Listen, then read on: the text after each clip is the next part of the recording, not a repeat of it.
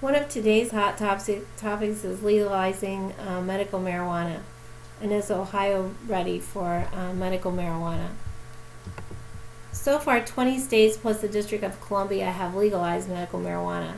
Currently, the Ohio Cannabis Rights Amendment needs 385 signatures by July to get the amendment on the ballot. I believe I read somewhere that they only have about 50,000. Supporters of the law feel that marijuana will help alleviate pain and suffering caused by illnesses such as cancer, multiple sclerosis, post-traumatic stress disorder, and epilepsy. A few other illnesses that it will help is glaucoma, HIV and AIDS, and severe pain and nausea. The opponents of this bill feel like that legalizing marijuana will lead to increased abuse and addiction, and many opponents feel that we have adequate medications already to deal with these illnesses without adding marijuana to the mix. And in order to evaluate the issues of medical marijuana, we want to look at the ethical principles that are related to it.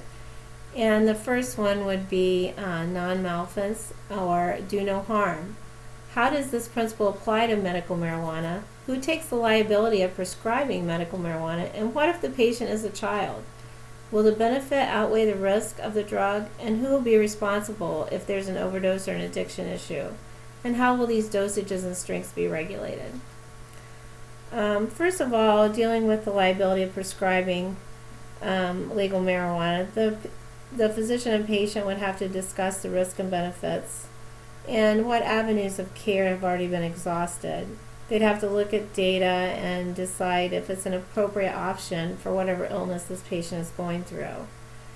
If the patient's a child, of course, the parents would have to make some very hard decisions as to whether, their child is being treated effectively with whatever pain medicine or whatever is causing the illness, the seizures and things like that, if medical marijuana is going to be an option for them. Then as far as the benefit outweighing the risk and who would be responsible for overdose and addiction issues, I think that there again, it typically wouldn't be the physician that was prescribing it unless he had prescribed an overdose dosage. So I think the patient, as long as they're informed about what the benefit of the drug is going to be, what dosage they should be using. We have addiction issues with opioids and other narcotic pain medication that is prescribed in this country every day. And so I'm not sure that this would be any different than those kinds of drugs. The drugs would be regulated by the Food and Drug Administration. Benefits. Patients expect to benefit from treatment provided by their physician and healthcare workers. Critically ill or suffering patients want to be healed, and if that's not possible, they want to be free of pain and other symptoms that interfere with their quality of life. Is medical marijuana the next phase of pharmaceutical drug to use when all else fails? Would you expect your physician to prescribe medical marijuana for pain and suffering not relieved by traditional drugs? I think that this would be, again, something that the physician and patient has to discuss.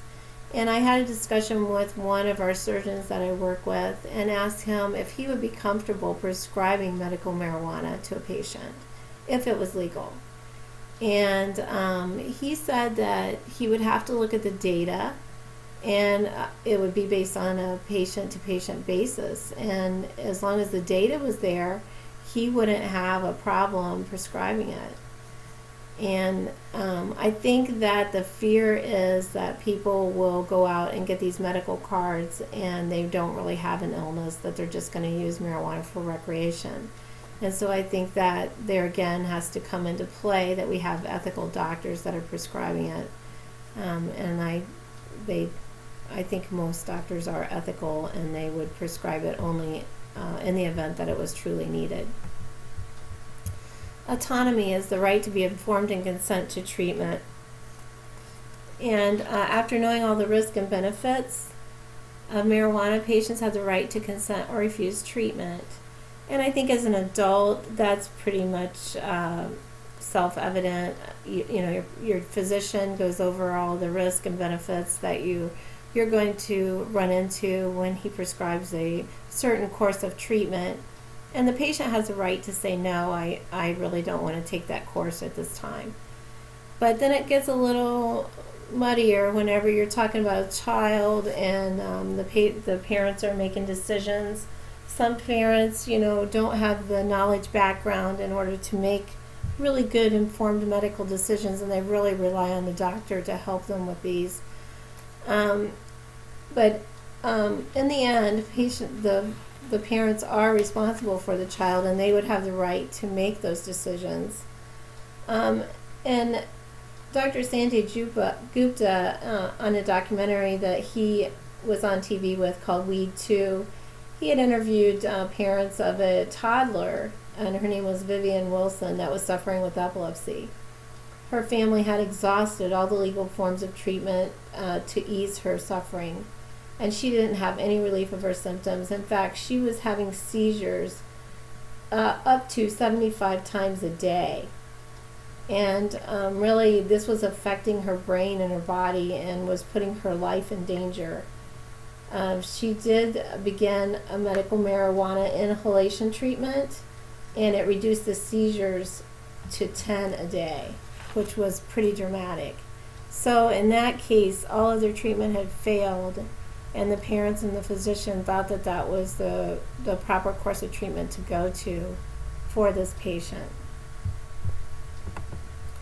Justice. Patients treated fairly. Is it unjust to treat patients differently that have similar situations or illnesses? How would justice apply to medical marijuana?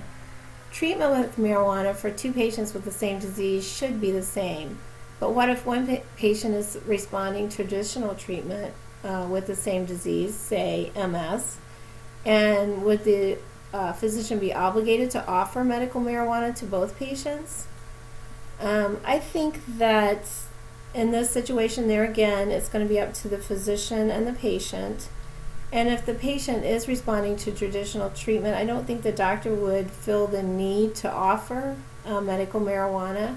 If the patient was experiencing side effects that interfered with their quality of life because of the traditional treatment, I could see them offering medical marijuana to see if those side effects would be less for them and they can enjoy their life a little bit more. And should public assistance pay for marijuana?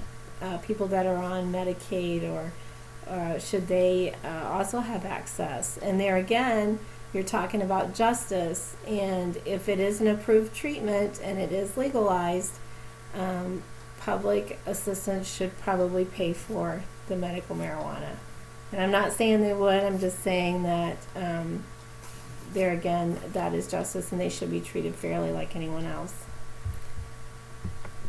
So to wrap this up, will physicians prescribe medical marijuana? There again, I think that's going to be from physician to physician what they feel comfortable with.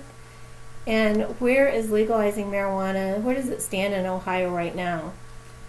Democrat Bob Hagan introduced House Bill 153 to allow patients to use and grow marijuana. The bill had a committee hearing in May of 2013 and has not been scheduled to have the second hearing by the Health and Aging Committee, and it cannot go anywhere else without that hearing, and since it's not even scheduled, it's just pretty much dead. Hagan also introduced HJR 6, and that would establish a tax and regulation system, and it would take marijuana off the criminal market, legalize it for adults 21 and older, and it would be taxed and regulated like alcohol. And this also needs a second committee hearing to proceed, and that has not happened. It's pretty much dead in the water. So there you have it. 20 states have legalized it. I think Ohio probably will eventually, but we're just not there yet. So thanks for listening.